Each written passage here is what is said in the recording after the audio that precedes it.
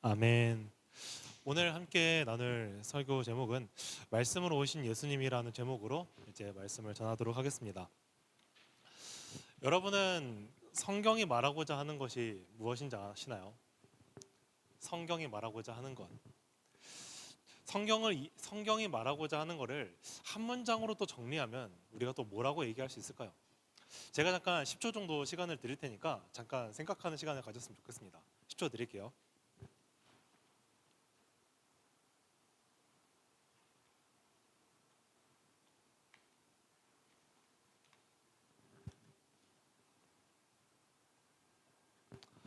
네, 한 번씩 고민해 보셨나요?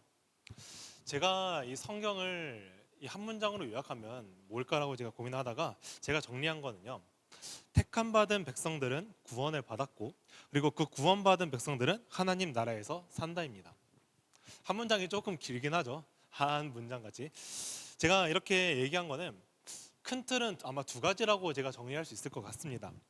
첫 번째는 뭐냐면 그리스도의 구원, 두 번째는 하나님 나라. 성경은 이 두 가지의 키워드로 인해 가지고 이 성경을 한 문장으로 요약할 수 있을 거라 생각이 들어요.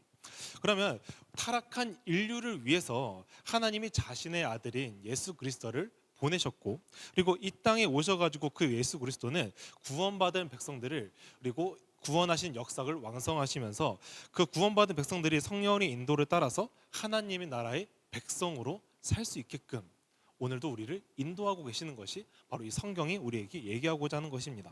그럼 이 두 가지가 바로 성경에서 얘기하고자 하는 이 핵심 내용인데, 이것을 얘기하기 위해서 성경은 그 부가적인 얘기로 우리한테 또 이렇게 얘기를 해요. 성경은 그리스도에 대해서 얘기를 하고 있고, 믿는 자들에게 믿음으로 어떻게 나아가야 되는지, 그리고 위로와 우리한테 용기를 주고 있고요. 그다음 믿지 않는 자들한테는 책망과 징계를 얘기하고 있고, 그리고 우리가 거룩한 성품으로 바뀔 수 있도록 성령님께서 우리를 도와주고 계시다. 성경은 이렇게 부가적인 얘기를 통하여서 우리가 구원받은 백성이고, 우리가 하나님 나라로 갈 수 있는 자들이고, 우리가 이 하나님 나라 안에서 영원토록 우리가 행복하게 살 수 있는 자들이라는 것을 선포하면서 우리가 어떻게 믿음으로 가야 되는지, 성령님은 또 어떻게 일하고 있는지, 이 다양한 것들을 성경이 얘기를 하고 있다는 것이죠. 자, 저희 한번 1절, 2절 한번 같이 읽어보면서 이야기를 해보고자 합니다. 저희 1절, 2절 말씀 한번 띄워주세요. 네, 같이 읽어보겠습니다. 시작.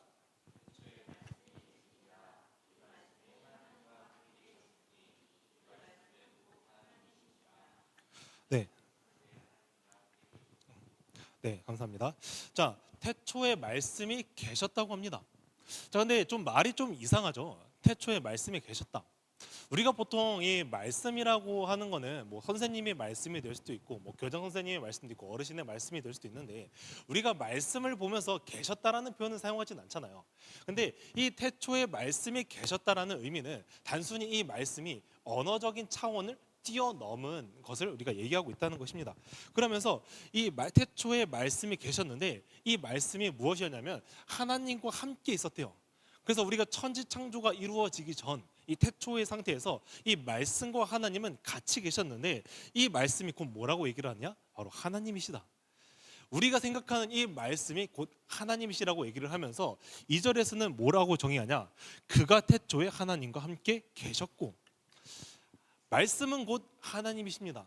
그리고 이 말씀은 곧 하나님과 함께 태초부터 존재를 했다고 하면서 1절에서 2절에서 같이 얘기를 하고 있습니다. 자, 그러면 저희가 한번 14절 말씀 한번 더 읽어보면서 얘기해 보겠습니다. 14절 말씀 한번 띄워주세요. 네, 읽어보겠습니다. 시작.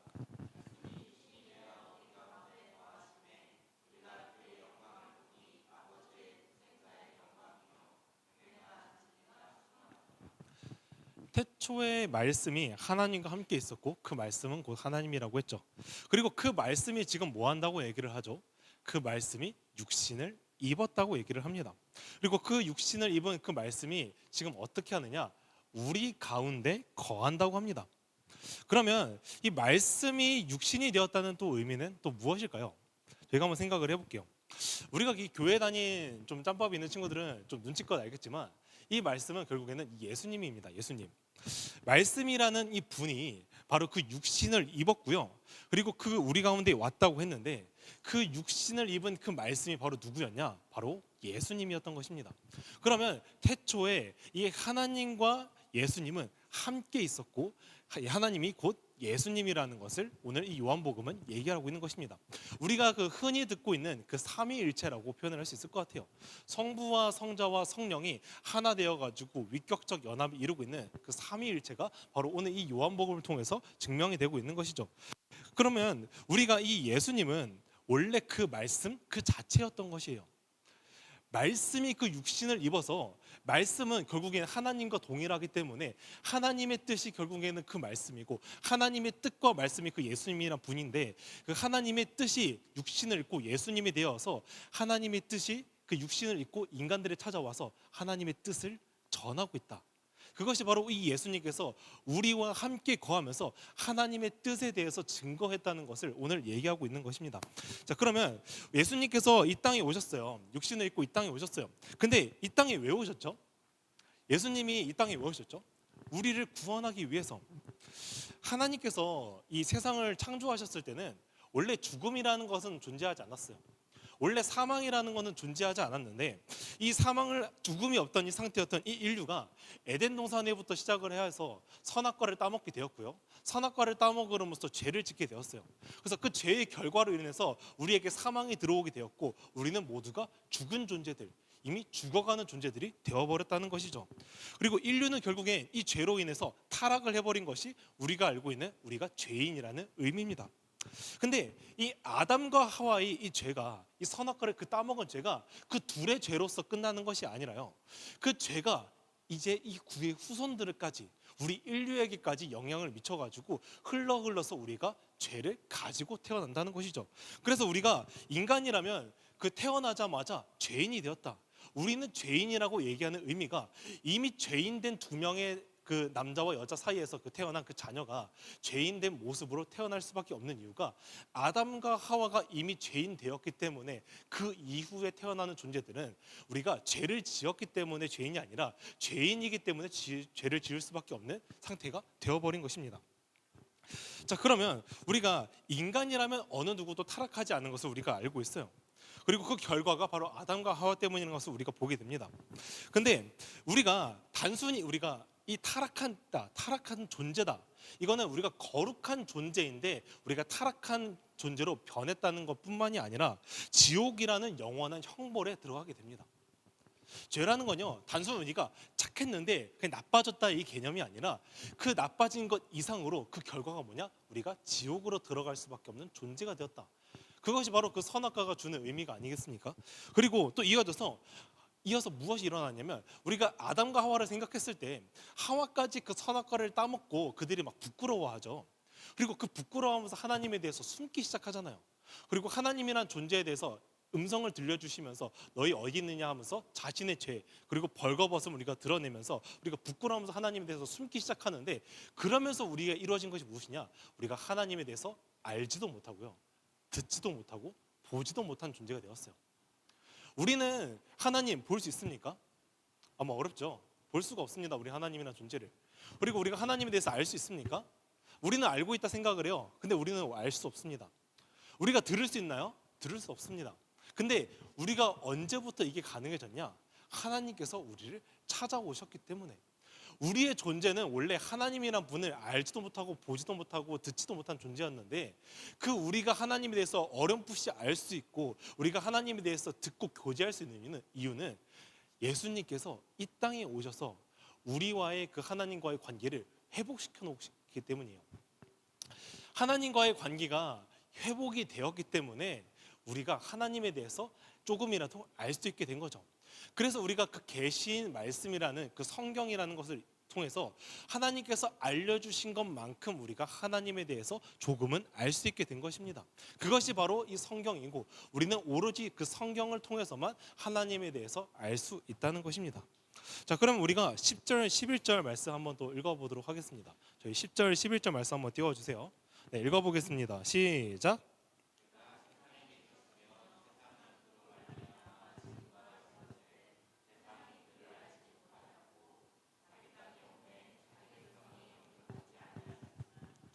인간의 창조 목적이 무엇일까? 하나님께서 왜 인간을 창조를 하셨을까? 인간의 창조 목적은 하나님과 영원히 같이 살면서 하나님을 영원히 예배하면서 행복하게 사는 것이 바로 그 인간의 창조 목적입니다. 인간은 하나님을 예배하기 위해서 영원토록 그 아름다우신 분과 하나님을 예배하기 위해서 인간이 창조된 목적이라는 것이죠. 근데 이 창조된 목적이 있는데 인간은 하나님으로부터의 관계가 끊어져 버렸어요. 그러면 인간의 창조 목적은 무엇이었다? 예배하기 위해서. 근데 그 예배하기 위했는데 하나님을 예배하기 위했던 그 존재가 하나님이란 존재가 끊어지면서 하나님에 대한 부재가 생겼어요. 그러면 인간은 무엇을 하게 되느냐? 어떤 무언가를 결국에는 예배하려고 합니다. 어떤 것을 찾아서 예배하려고 합니다. 계속 우리가 그 우상이라는 것을 만들면서 하나님이 아닌 다른 것들을 예배하기 시작한다는 것이죠. 인간은 그 돈이라는 신, 그리고 성공이라는 신, 그리고 오락이라는 신, 가족이라는 신, 그리고 음악이라는 신, 그리고 음식이라는 신, 그리고 나라는 신, 수만 가지의 우상을 만들면서 우리가 그 신을, 그 우상을 예배하기 시작하는 것이 바로 우리의 모습입니다. 하나님과의 관계를 맺으면서 하나님을 예배하는 모습은 온데간지 사라졌고, 우리가 하나님을 예배하지 않고 다른 무언가 우상들을 숭배하면서 섬기는 것이 우리의 모습이 되었다는 것이죠. 그런데 우리가 생각해 보면 이 세상을 살아가면서 사회 속에 살아가고 있잖아요. 사회 속에서 살아가면 거기에 대한 영향을 받을 수는 없을 것 같아요. 예를 들어서 우리가 자본주의라고 얘기를 하고, 때로는 포스트 모더니즘이라고 얘기를 하죠. 수만 가지의 우리한테 사상이 존재하고 있습니다. 우리는 이 세상을 살아가면서 거기에 대한 영향을 안 받지는 않아요. 그런데 우리가 그 영향을 안 받지는 않지만 그럼에도 불구하고 그것들을 예배하진 않는단 말이에요. 근데 우리가 자본주의에 살면서 왜 우리가 돈이라는 신을 예배하게 되느냐? 그 어떤 것들을 하나님보다 우선시하기 때문에, 하나님보다 그 돈이라는 존재를 더 가치 있게 여기기 때문에 우리는 그 존재를 우상으로 만들어 버린 것입니다. 우리가 영향을 받는다고 해서 그것을 섬기고 신이라고 숭배하는 것이 아니라요, 하나님보다 더 그 가치를 우선시하는 것들이 다 우상이 된다는 것이죠. 그러니 우리한테 수만 가지의 우상들이 존재하는 것입니다. 우리가 이기주의, 때로는 개인주의라고 우리가 수만 가지 많이 듣고 있잖아요. 근데 나라는 존재조차도 하나님보다 더 가치 있게 여기고 하나님보다 더 소중하게 여긴다면 우리는 우상을 섬기는 거나 다름이 없습니다. 그것이 우리가 타락한 모습이고, 우리가 우상을 섬기고 우리의 정말 구원받지 못하고 참으로 비참한 모습인 것입니다. 우리는 결국에 하나님과의 예배를 통하여서 형상이 회복되면서 나아가야 되는데, 죄의 결과로 인해서 우리는 지옥에 갈 수밖에 없고, 그 지옥의 결과로 점점 우상들을 숭배하고 있는 모습이 우리의 모습이라는 겁니다. 우리는 우리 자체를, 내 자신 자체를 스스로 구원할 수가 없어요. 우리가 죽고 나서 가게 될 그 지옥이라는 곳에 우리를 구원할 수 없는 존재가 바로 우리의 모습이라는 것입니다. 오늘날 우리는 진리라는 말씀이 선포되고 있습니다. 수만 가지의 이 말씀을 통하여서 이 진리가 선포되고 있고요. 수많은 교회가 목사님들을 통하여서 하나님께서 진리의 말씀을 선포되고 말씀을 전하고 있습니다. 근데 그런 와중에 수만 가지 민지가 선포가 되고 있지만 많은 사람들은 그 진리를 무시합니다. 진리가 수만 가지가 선포되고 있지만 사람들은 그 진리를 배척하고 있어요. 그리고 그것은 진리가 아니라고 얘기를 하면서 오히려 우리가 잘못된 것을 믿고 살아가고 있다면서 더 이상 허상을 쫓으면서 살지 말라고 우리한테 오히려 배척하면서 설득하고 얘기하고 있죠. 우리가 오늘날 계속 받아들이는 현실이 아니겠습니까? 우리는 믿음을 지키고자 그리스도가 살아계심을 믿고 있으니까 신앙을 지키면서 살아가려고 하고 있는데, 세상은 무엇이라 얘기하냐? 그거 진리 아니야. 너희 잘못된 거 쫓고 있어. 너희 그 허상을 쫓아서 왜 살아가냐? 그러면서 우리한테 끊임없이 얘기하면서 믿음과 이 세상의 현실이라는 부분에서 끊임없이 충돌이 일어난다는 것이죠. 그것이 바로 우리가 오늘 아까 읽었던 것처럼 우리가 진리가 선포가 되었지만 사람들은 알지 못한다. 택함 받은 백성들은 그 진리가 선포되었을 때 그 진리에 대해서 알고 있지만 그 택함 받지 않고 때로는 하나님에 대해서 알지 못하고 보지 못하고 듣지 못하는 존재들은 오늘날 우리한테 그것을 왜 믿냐고, 허상을 왜 쫓으면서 살아가냐고 우리한테 끊임없이 믿음에 대한 시험을 우리한테 주고 있다는 것이죠. 그런데 오늘 우리한테 말씀은 뭐라고 얘기를 합니까? 세상은 그를 알지 못하고 그를 영접하지 아니하였더라. 우리는 죄로 인해서 하나님을 더 이상 알지 못하는 존재가 되었잖아요. 근데 성경을 통해서 진리가 선포되고 있고 세상은 그것을 깨닫지 못하고 그 진리를 배척하고 있다는 것을 우리가 마주하고 있잖아요. 근데 그럼에도 불구하고 우리가 하나님이란 존재를 알 수 있는 이유는 도대체 무엇이냐? 바로 우리가 하나님이라는 분을 찾아내서 하나님에 대해서 아는 것이 아니라 하나님께서 먼저 우리에게 찾아오셔서 우리에게 하나님이라는 분을 알려주셨기 때문에 오늘 우리가 그분을 알 수 있는 것입니다. 하나님은 그 택함 받은 백성들을 사랑하셨습니다. 그 택함 받은 백성들을 사랑하셨기 때문에 친히 먼저 우리에게 다가와 주셨고요. 하나님에 대해서 알려주시면서 사랑이 무엇인지 그 하나님에 대해 사랑을 가르쳐 주셨습니다. 그 사랑이 있었기 때문에 오늘 우리가 그 택함 받은 백성들은 구원을 받을 수 있었고 그 구원받은 것을 통하여서 하나님의 사랑이 무엇인지 진리가 무엇인지 깨달을 수 있었다는 것이죠. 구약을 통해서는 구약의 백성들한테는 어떻게 알려주셨냐면 제사장 그리고 선지자 왕 이런 사람들을 통하여서 하나님의 뜻을 전하면서 그들이 하나님의 뜻대로 살 수 있도록 가르치셨습니다. 그러면 신약에서는 어떻게 가르치셨냐면요, 신약에 와서는 말씀이 육신 되신 그 예수님이 이 땅에 오셔가지고 그들을 직접 가르치면서 하나님의 뜻에 대해서 가르쳐 주셨고요. 그 다음에 예수님이 승천하신 이후에는 성령님을 보내셔가지고요 내 안에 거주하시면서 나에게 말씀하시는 그 뜻이 무엇인지 알게 하십니다. 그리고 오늘날에 우리에게 주어진 이 성경, 우리에게 오늘 주어진 이 성경을 통하여서 성령님이 내 안에 있으면서 그냥 내 마음과 내 뜻대로 마음대로 생각하게 내버려 두는 것이 아니라 그 성경이라는 기준을 통하여서 지표를 통하여서 성경을 통해서 말씀하고 계신다는 것이죠. 하나님께서는 끊임없이 이 구약 시대부터 오늘날까지 다양한 방법들을 통하여서 오늘 우리에게 끊임없이 말씀하고 계십니다. 우리를 가르치고 진리를 선포하시면서 하나님의 뜻이 무엇인지, 하나님의 된 자녀들은 어떻게 살아가야 되는지, 우리가 믿음을 어떻게 지키면서 살아가야 되는지, 하나님이 정말 하나님 나라가 있다는 사실에 대해서 증명하면서 오늘도 끊임없이 우리에 대해서 알려주시고 가르쳐주고 계신다는 것이죠. 저희 디모데후서 3장 16절하고 베드로후서 그리고 1장 21절 같이 읽어보겠습니다. 한번 띄워주세요. 네, 읽어보겠습니다. 시작.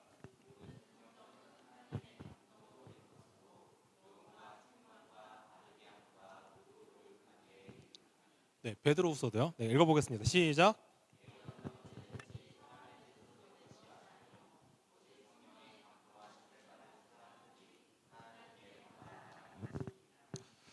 오늘 우리가 읽은 것처럼 성경은 단순한 역사책이 아니에요. 역사책. 성경은 약 39명의 저자들로 구성이 되어 있고요. 그리고 각자 시대가 다른 배경을 가지고 태어난 사람들이 그 성경을 기록하였습니다. 우리가 이 시대가 다른 사람들이 이제 성경을 기록했잖아요.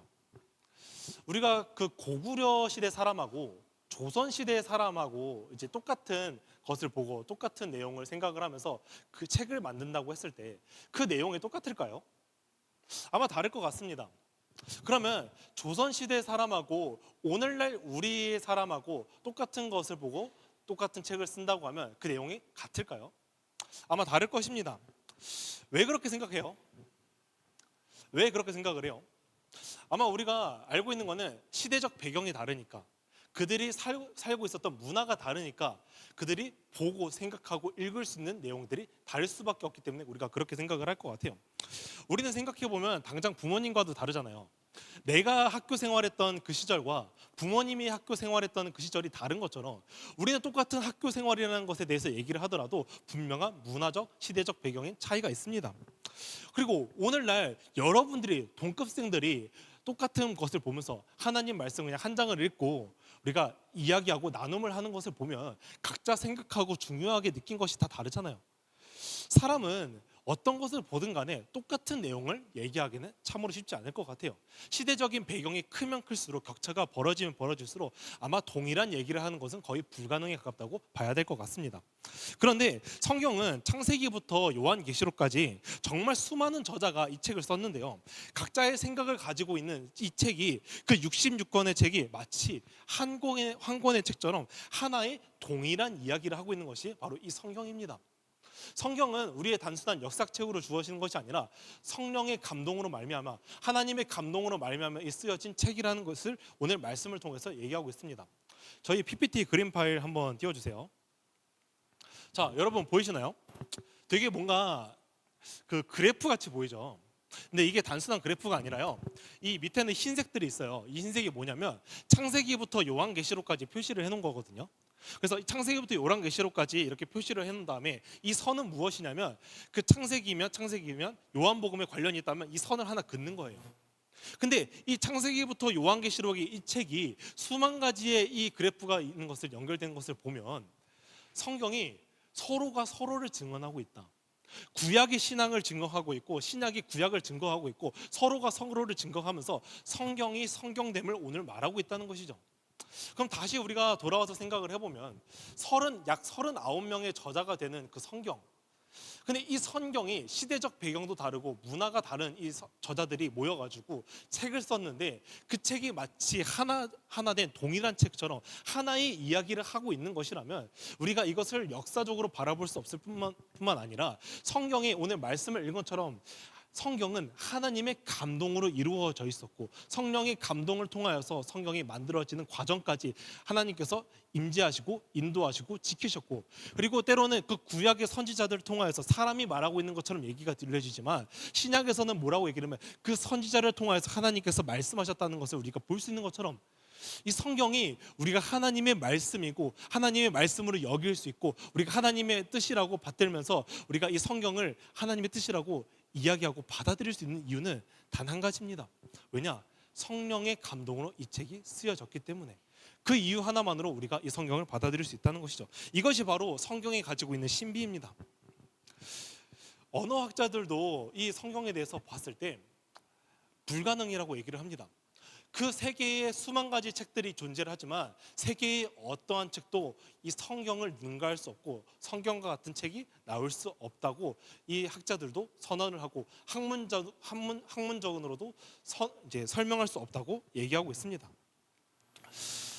우리는 요한복음이 결국에는 무엇을 얘기하고 있을까요? 그럼 다시 돌아와서 성경이라는 것이 수만 가지를 얘기하고 있으면서 서로가 서로를 증거하고 있고 하나님의 말씀이라고 얘기를 하고 있는데, 그럼 이 하나님의 말씀이 대체 무엇을 얘기하고 있을까요? 오늘 요한복음 시작을 하면서 우리에게 알려주고 싶은 것은 하나님이 예수 그리스도시다. 그러면서 동시에 이 세례 요한이 예수님이 누군지에 대해서 설명을 하면서 예수님 안에 생명이 있고 그는 우리의 빛이다. 우리는 죄로 인해서 죽었습니다. 이미 죽은 존재들입니다. 우리가 살아 움직이고 있지만 이미 죽은 존재들입니다. 그것이 바로 죄에 인한 선언입니다. 근데 예수님께서 그 죄로 인해서 생명 없는 우리에게 친히 찾아오셔가지고 우리에게 생명을 주셨고요. 그 생명을 받은 우리가 마치 그 생명이 우리의 빛인 것처럼 이 예수 그리스도라는 분은 이 성육신을 하신 것만으로 우리에게 생명을 주시기 위해서 예수 그리스도의 사랑이 무엇인지에 대해서 알려주셨고요. 때로는 이 신이라는 존재가 이 인간으로서 이 인간의 육신을 입고 왔을 때 비참합니다. 신이라는 존재가 어찌 인간의 몸을 가지고 있는가? 육신을 입었다는 것은 상처도 되고요, 피를 흘리기도 하고요, 고통도 당하고요, 그리고 병에 걸리기도 합니다. 근데 신이라는 존재가 어떻게 병에 걸립니까? 신이라는 존재가 어떻게 상처가 납니까? 근데 그런 비참한 모습을 가지고도 예수님께서는 우리에게 사랑을 하시고 구원이라는 것을 하기 위해서 오늘 육신을 입은 그 비참한 가운데 비하됨을 우리가 알 수 있는 것입니다. 그것이 오늘 예수님께서 우리에게 가장 먼저 보여준 그 사랑이었고요. 그리고 예수 그리스도가 십자가에 달려 죽으심으로써 최고의 사랑이 무엇인지 알려주셨고, 그리고 하나님의 뜻을 말씀을 통하여서 알려주시는 것처럼 하나님이 우리에게 무엇을 가르쳐 주는지, 사랑이 무엇인지 가르쳐 주는 것처럼 이 세례 요한은 예수님이 이 성육신을 통하여서 우리에게 말하고자 하는 것은 그것이다. 무엇이냐? 우리가 구원받았다. 그리고 그 구원받은 백성은 하나님과 영원토록 즐거워하면서 살 수 있는 존재들이다. 하나님 나라에 들어갈 수 있는 존재라는 것을 우리에게 오늘 알려주는 것입니다.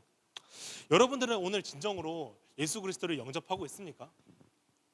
예수 그리스도를 진정으로 나의 구주로 영접하고 있습니까? 여러분이 진정으로 예수님을 나의 구주로 받아들이고 있다면 여러분들은 예수 그리스도의 자녀되는 권세를 받은 자들입니다. 이 자녀되는 권세는요, 지금까지 사탄의 종의 멍에 매여서 사탄의 종노릇을 하고 있던 것이 바로 우리의 신분인데, 우리의 신분이 종으로서 있다가 하나님의 자녀로서 뒤바꿈이 되는 것이고요. 죄로 인해 있었던 그 사탄의 그 뿌리가 잘려져 나가면서 애초에 이제 우리의 출신과 모든 것들이 완전히 새롭게 되는 것입니다.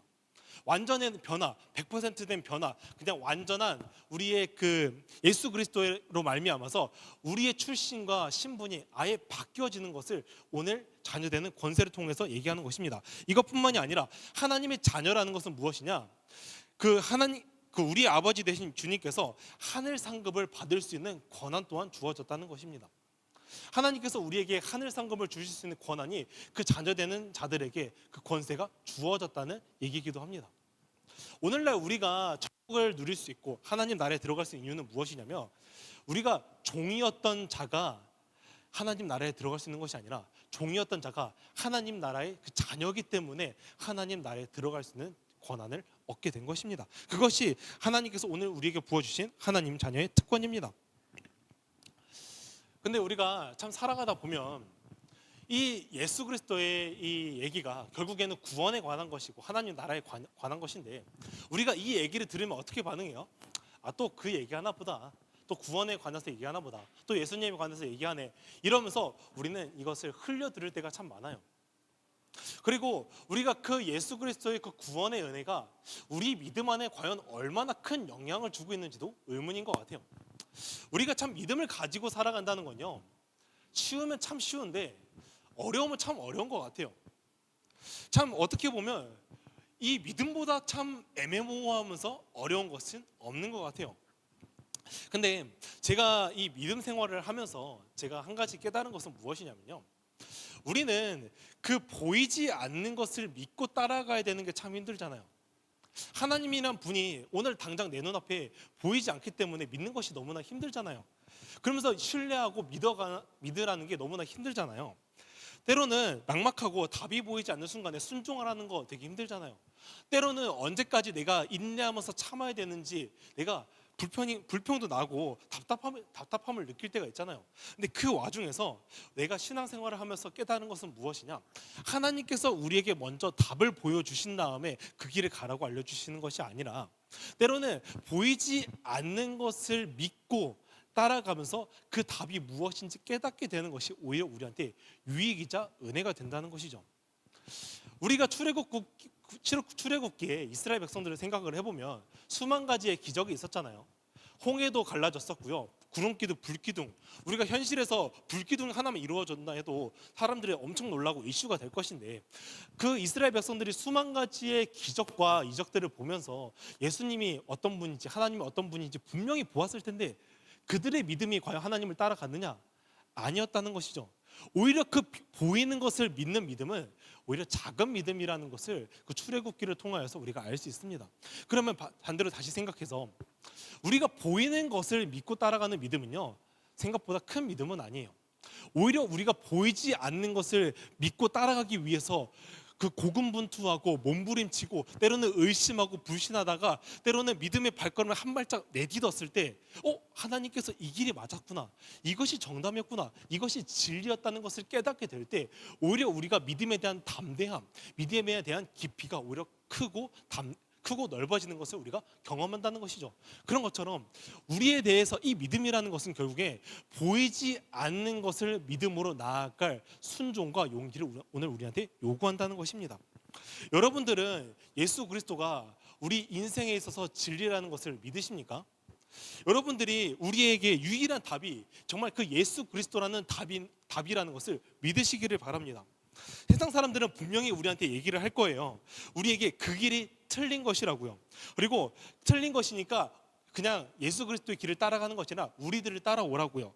예수 그리스도가 간 길이 합리적인 길이 아니라 우리가 이성적으로 생각하면서 가는 길이 합리적이고 합당한 길이니까 너희가 합리적인 사고를 해야지, 이성적인 사고를 해야지 하면서 우리 설득하지만, 우리가 먼저 된 자로서 그 길이 아니라는 것을 깨달았다면 우리가 그들을 오히려 불쌍히 여기면서 그들이 그 예수 그리스도의 길로 따라올 수 있도록 인도하고 도와주는 것이 어쩌면 믿음의 사람의 모습이지 않겠습니까? 말씀에 적힌 어둠이 빛이 비춰졌을 때 깨닫지 못한 것처럼 세상은 끊임없이 우리의 믿음에 대해서 경고하고 시험 들고 우리를 비판하고 정죄할 것입니다. 그러나 우리가 이 예수 그리스도가 참되신 진리라는 것을 알았다면 때로는 그 무서워하고 때로는 두려움에서 멈칫할 수도 있지만 그럼에도 불구하고 그 믿음의 발걸음을 내디디면서 하나님 아버지의 길을 따라가는 그 빛의 길을 따라가는 여러분들이 되기를 소망합니다. 찬양팀 나와서 오늘 같이 찬양했으면 좋겠습니다. 하나님께서는 우리에게 이 믿음이라는 것을 통하여서 그 자녀되는 권세가 무엇인지 알려주셨어요. 그 자녀되는 그 권세는 결국에는 그 구원받은 백성이 하나님 나라에 들어갈 수 있는 그 특권인데, 우리가 그 특권을 믿고 예수님께서 오늘 이 땅에 오셔서 우리가 구원하신 것을 믿는다면 때로는 세상에서 수만 가지의 이 알지 못함으로 우리를 핍박하고 때로는 우리를 회유하기 위해서 그냥 설득하더라도 우리가 그 믿음 하나, 그 진리 하나를 지키면서 나아가는 여러분들에게 소망해요. 오늘 이 말씀을 같이 묵상하면서 우리 같이 찬양하는 시간이 되었으면 좋겠습니다.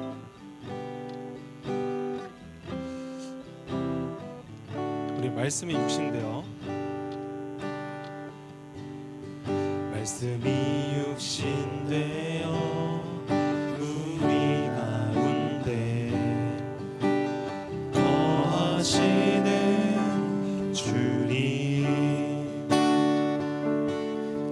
변치 않는 영원한 진리 하나님의 독생자 예수, 말씀이 육신되어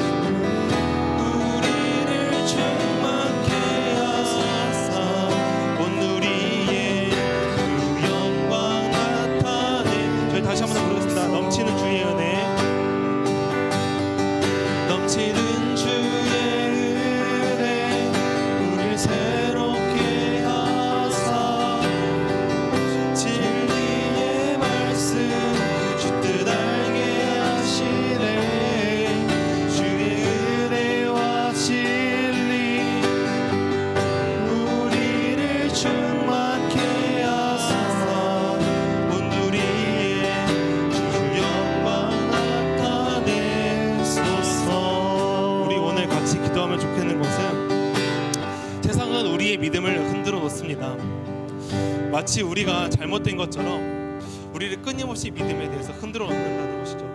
그러나 오늘 말씀이 예수 그리스도가 우리의 구원자라고 얘기하시는 것처럼 예수 그리스도의 복음 잘 믿으면서 따라가는 삶이 되게 해달라고 같이 기도하도록 하겠습니다.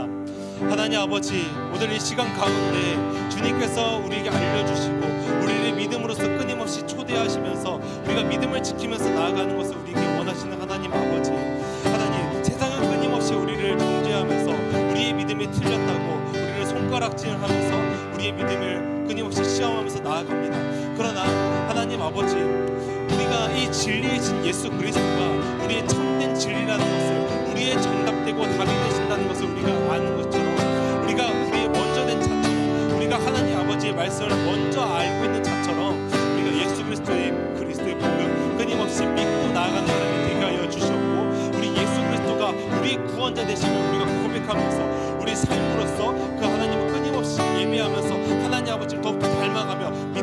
나아가는 시간이 되게 하여 주시옵소서. 말씀이 육신되어 오신 예수님은 완전한 신이자 완전한 인간으로 오셔서 우리 가운데 거하사 구원의 역사를 이루고 완성시키셨습니다. 예수님께서 말씀하신 그를 믿는 자마다 멸망치 아니하고 영생을 얻게 하신다고 하셨던 것처럼 믿는 자들에게 자녀가 되는 권세를 허락해 주심에 감사드립니다. 예수님이 생명으로 오셔서 우리의 빛이 되시고 때로는 무지한 우리에게 먼저 다가오셔서 하나님의 자녀됨을 누리게 해주셔서 감사드립니다. 주님, 그런데 우리의 믿음은 참으로 연약합니다. 주님께서는 이미 우리에게 모든 것을 알려주시고 믿기만 하면 함께 할 수 있는 간단하고도 큰 은혜를 주셨는데 우리의 믿음이 너무나 연약하여서 믿음을 굳세게 다가가더라도 때로는 다시 불신하고 머뭇거릴 때가 있는 것 같습니다. 그럼에도 불구하고 순종으로 나아갈 때 주님께서 우리에게 길을 먼저 보여주시고 답을 보여주시는 것을 우리가 믿사오니 주여 우리를 붙잡아 주시옵소서. 이제는 빛 대신 예수님을 따라 사는 삶을 살아가기를 원하오니 주님 우리를 인도하여 주시옵소서. 이 모든 것 살아계신 예수 그리스도 이름으로 기도합니다. 아멘.